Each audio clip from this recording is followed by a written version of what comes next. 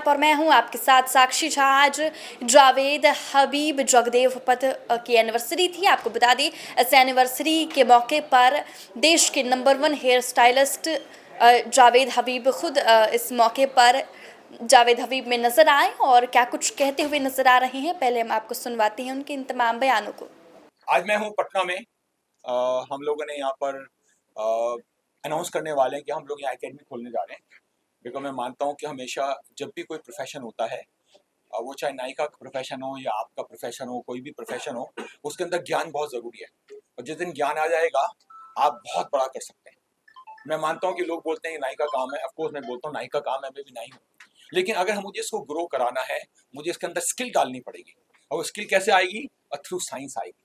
हम लोग के 60 स्कूल चलते हैं ऑल ओवर इंडिया। हम लोग के दो स्कूल चलते हैं अभी बिहार के अंदर। अभी हमारे 2 स्कूल नए खुलने वाले हैं।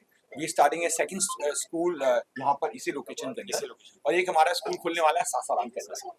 बिकॉज अभी भी इंडिया के अंदर जितने भी लोग बाल काटने वाले हैं वो 2 स्टेट से आते हैं। एक है बिहार और एक है यूपी।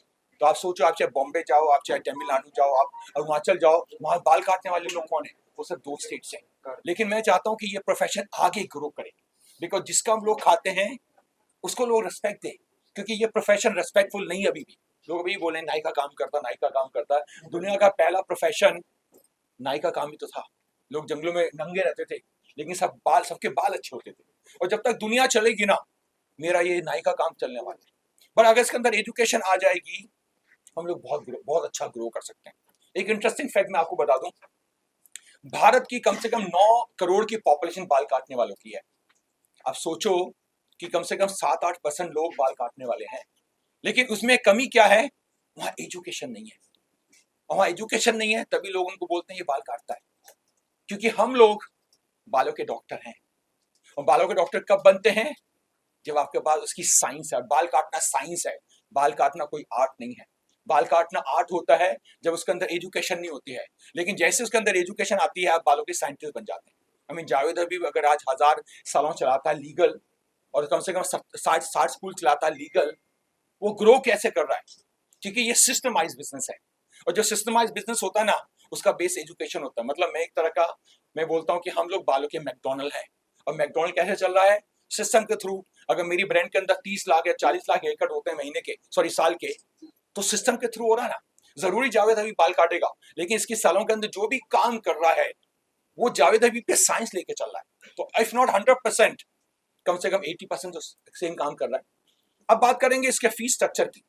इसका फीस स्ट्रक्चर बिहार का है, बॉम्बे वाला नहीं है। इसका फीस स्ट्रक्चर दिल्ली वाला नहीं है, पटना का है। और अगर सासाराम में भी जाएंगे, वहां का जो फीस स्ट्रक्चर होगा वो पटना वाला नहीं होगा। मतलब जैसा देश है ऐसा उसका प्राइस। वर्क कैसा है? वर्क बॉम्बे टू कंपेरिजन कीजिए, पटना टू बॉम्बे। सर जी, बाल सब जगह करते हैं। हो सकता है कि वहां आपको 1000 रुपए देना पड़ेगा, यहाँ हो सकता है 300 रुपए देना पड़ेगा, लेकिन बाल सब जगह करते हैं। दुनिया की 800 करोड़ की पॉपुलेशन है ना, हर इंसान इस प्रोफेशन का पार्ट बना हुआ है। बाल काटने वाले, बाल कटवाने वाले। तो दुनिया के किसी भी हिस्से में चले आना, नाई दुनिया का सबसे बड़ा प्रोफेशन है। तो ये छोटा काम नहीं है। छोटा हमारी सोसाइटी ने बना दिया कि नाई का काम करता है। मैं कहता हूँ हमारे बिना किसी का काम नहीं चलता। जब इंसान पैदा होता है, सबसे पहले बाल का काम होता है। जब इंसान मरता है, तब भी बाल का काम होता है। हमें इस चीज का प्राउड होना चाहिए। मेरे दादा भी बाल काटते थे ना, मेरे फादर भी बाल काटते हैं, मैं भी बाल काटता हूँ। मतलब 3 जनरेशन बाल काट के एक लेगेसी क्रिएट कर ली। नाई की लेगेसी दुनिया में कहीं है नहीं आज तक। सर जावेद हबीब की नाई की लेगेसी है 110 साल की, बहुत बड़ी बात है। और वो भी कहाँ की ब्रांड है? भारत की ब्रांड है, यूपी की ब्रांड है, भारत की ब्रांड है सर। आप पटना है, पटना वालों के लिए कुछ कहना चाहिए? पटना में, बिहार के अंदर बाल बहुत टूटता है। और वो क्यों टूटता है? यहाँ अंधविश्वास है। अंधविश्वास क्या? तेल लगाओ। अगर इतना तेल लगा रहे हो तभी तो बाल टूट रहा है, तभी तो बाल गिरे हो रहा है। तो 2-3 चीजें हैं। एक तो बालों को रोज वॉश करो, क्योंकि यहाँ पर पसीना निकल रहा है, पसीना रूसी बन रहा है। और जब रूसी बनेगा ना, आपका बाल पक्का टूटने वाला है। आप जितना तेल लगा लो, इतना महंगा तेल लगा लो, और कभी रात को तेल मत लगाना। जो रात को तेल लगाएगा, पक्का उसके बाल गिरे होने वाले। शैम्पू कौन सा यूज करेंगे? शैम्पू इंपॉर्टेंट नहीं है। आपके दादा के बाल ज्यादा थे, उस टाइम तो कोई शैम्पू नहीं था। इसका मतलब पता है क्या है? शैम्पू इंपॉर्टेंट नहीं, इंपॉर्टेंट पता क्या है? शैम्पू करने का तरीका। और वो तरीका क्या है? पहले बाल गीले करो, सबसे इंपॉर्टेंट। उसके बाद में तेल लगाओ। और कौन सा तेल लगाओ? बिहार के अंदर सरसों है ना, सरसों का तेल लगाओ। ठीक है। उसके बाद में इसको 5 मिनट के लिए छोड़ दो। 5 मिनट छोड़ने के बाद में आप उसको धो दो। अब धोने के लिए शैम्पू यूज करो, साबुन यूज करो, रीठा यूज करो, आप पे डिपेंड करता है। तो शैम्पू इंपॉर्टेंट नहीं है, इंपॉर्टेंट पता क्या है? स्वच्छ हेयर। अगर स्वच्छ हेयर होंगे ना, तो जब तक जिंदा है ना, किसी का बाल बाका नहीं हो सकता।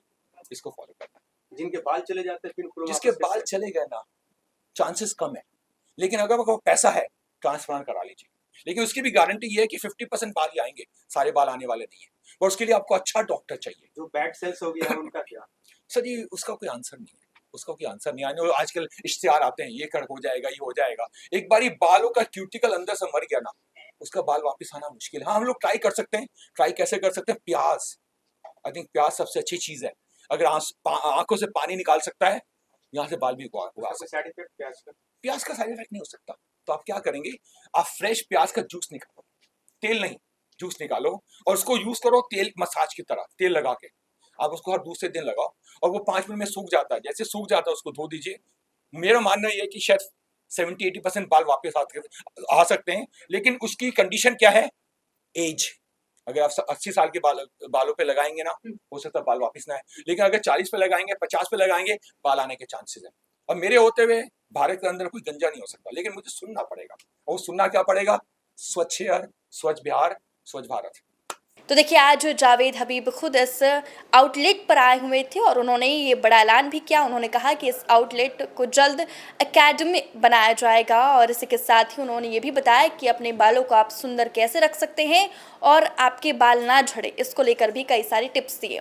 हमने आपको पिछले भी वीडियोज़ में दिखाई थी कि किस तरीके से जावेद हबीब जगदेव पथ आउटलेट पर आपको ये ब्राइडल एक स्टूडियो देखने को मिलेगा, जहाँ पर ब्राइड का मेकअप होता है और यहाँ पर वाटरप्रूफ मेकअप भी किया जाता है। तो पटना का नंबर 1 आउटलेट जावेद हबीब का आपको यहाँ पर देखने को मिलेगा।